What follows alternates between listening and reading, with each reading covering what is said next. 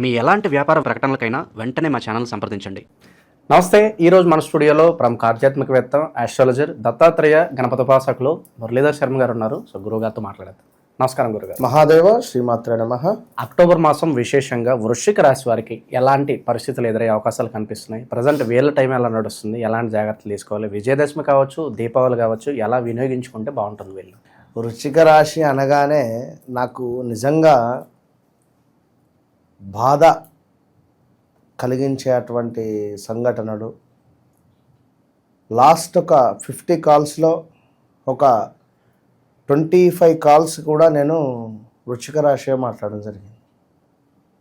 ఏదో రకంగా అయితే పేరు రీత్యా లేదా గోచార రీత్యా వృశ్చిక రాశికి కనెక్ట్ అయితే అవుతున్నారు, లేదా వీరికి నడిచే అంతర్దశలలో భాగంగా కొన్ని స్థానాలలో ఈ వృశ్చిక రాశి వారియే బాగా ఉన్నవి ఇబ్బందులు. బాగా బాధ అవుతుంది. 12 రాశులలో కూడా తులారాశి, వృశ్చిక రాశి. తులారాశి వారికి ఏంది అంటే ఏదో తెలియని వెలితి, మానసిక సమస్యలు. ఈ మనకు వృశ్చిక రాశి వారికి ఏంది అంటే మ్యారిటికల్ లైఫ్ కావచ్చును, డబ్బు సమస్యలు కావచ్చును. అధికంగా ఎవరికో ఇచ్చినాము డబ్బులు అనేటువంటిది, ల్యాండ్ రిలేటెడ్ కానీ డబ్బు సమస్యలు కానీ ఇవే అధికంగా ఉన్నవి. కనుక కొంతమేర వృశ్చిక రాశి వారు,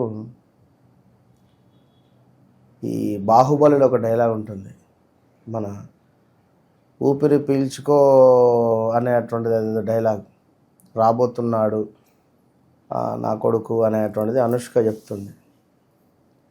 అదేవిధంగా వీరికి ఒక గుడ్ న్యూస్ చెప్పదలుచుకున్నాను ఇటు మన ఈ యొక్క వీడియో ద్వారా అనేటువంటి విషయాన్ని గమనించుకోండి.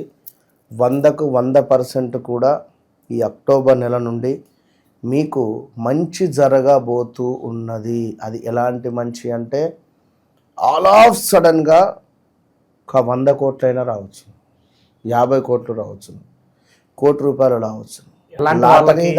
ఎలాంటి వాళ్ళకి ఇది వర్తించదు అంటారు? చెప్తాను. ఎలాంటి వాళ్ళకు వర్తించదు అంటే, ఒకవేళ వీరి వ్యవహారిక నామము నరేషు లేదా మరొకటి అనుకుందాం, జన్మనామము నా అక్షరంతో మొదలయ్యి లేదా యాక్షరంతో మొదలవ్వడం, ఇలాంటి సందర్భాల్లో ఒక సందర్భంలో ఇప్పుడు అంటే గడిచిన రోజులు చూసుకుంటే ఒకానొక సందర్భంలో సూసైడ్ అటెంప్ట్ చేసేటువంటి ఆలోచనలు కూడా వీరికి వస్తాయి. కనుక రాబోయే రోజులలో ఛాలెంజెస్ చెప్తున్నా, ఓపెన్ ఛాలెంజ్, వృశ్చిక రాశి వారు ఎవరైతే ఉన్నారో నా, నీ, నూనె అక్షరాలతో మొదలైనటువంటి మీ పేర్లు, వ్యవహారిక నామము కూడా ఇదే, లేదా మీ జన్మనామము నా, నీ, నూనె అనుకుందాం, మీకు మన వ్యవహారిక నామం నరేషు, నాగేషు, జ్యోతి అనుకుందాం, నమిత అనుకుందాం, నమ్రత అనుకుందాం. రాబోయే రోజులలో జాతకం లేదు అనుకుందాం, విజయం మీదే. ఇక ఇది తిరుగులేదు. డబ్బు సమస్యన, డాక్యుమెంట్స్ సమస్యన, ఆరోగ్య సమస్యన, లేదా ఏమైనా శత్రు బాధన, లేదా ఇలాంటి సమస్యలున్నా కూడా వీరికి చాలా అద్భుతమైనటువంటి ఫలితాలు గోచరిస్తూ ఉన్నవి. సర్వము కూడా వీరికి అనుకూలంగా మారబోతూ ఉన్నది. ప్రతిదీ వీరికి అత్యంత అద్భుతమైనటువంటి మార్పును తెచ్చిపెట్టబోతూ ఉన్నది. కనుక మీరు ఈ సెప్టెంబర్ నెలలో రాబోయే దసరా, దేవీ శరన్నవరాత్రి ఉత్సవాలు మీకు ఇక చివరి రెమెడీ ఇది. అక్టోబర్ నుండి ఇక 21, 22 ఏదో ఉంది దీపావళి, అదొకటి. ఈ 2 రెమెడీలు చేసుకోండి, వెనక్కి తిరిగి చూడలేని పరిస్థితి మీకు లభిస్తుంది. ఇది రాసి పెట్టుకోండి పక్కా. కనుక మనకు ఈ దేవి నవరాత్రులలో భాగంగా నవచండీ హోమాలు ఏర్పాటు చేసే పరిస్థితి ఉంది. అదేవిధంగా ప్రతిరోజు చక్కగా లక్ష్మీ గణపతి, అటుపిమ్మట నవగ్రహాలు, అటుపిమ్మట సూర్యుంది. అదేవిధంగా సూర్యునికి సంబంధించినటువంటి మనకు హోరాలో చేసేటువంటి పరిస్థితి, ఆదివారం సూర్య హోరాలో. ఈ 9 రోజులు కూడా నవగ్రహాలకు సంబంధించి నవగ్రహాల హోరాలలో చేసేటువంటి పరిస్థితి ఉంటుంది. అదేవిధంగా ఇంకను లక్ష్మీ గణపతి, అదేవిధంగా దుర్గా, చండీ మూలమంత్ర హోమాలు ఇవన్నీ ఉంటవి. ఇక ఇంతటి యాంటీబయాటిక్ మరొకటి లేదు. ఇది విశేషమైనటువంటి యాంటీబయాటిక్. ఇది ఎవరైతే ఇట్టి హోమాలలో పాల్గొన్నటువంటి వారికి ఆ భస్మము పంపించడం జరుగుతుంది. దాంతోపాటుగా ఒక తాయిత్తు ఇవ్వడం జరుగుతుంది. ఇవి రెండూ ధరించినటువంటి వారికి విశేషమైనటువంటి ఫలితము 41 రోజులలో లభిస్తుంది. ఇది గమనించుకోండి.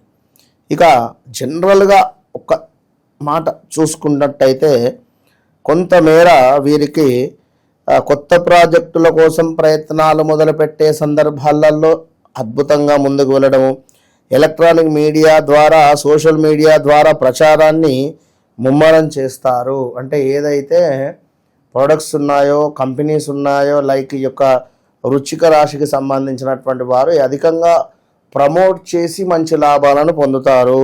అనుకున్న కార్యక్రమాలలో పురోగతిని చోటు చేసుకుంటారు. స్నేహితుల సహాయాన్ని అందుకుంటారు.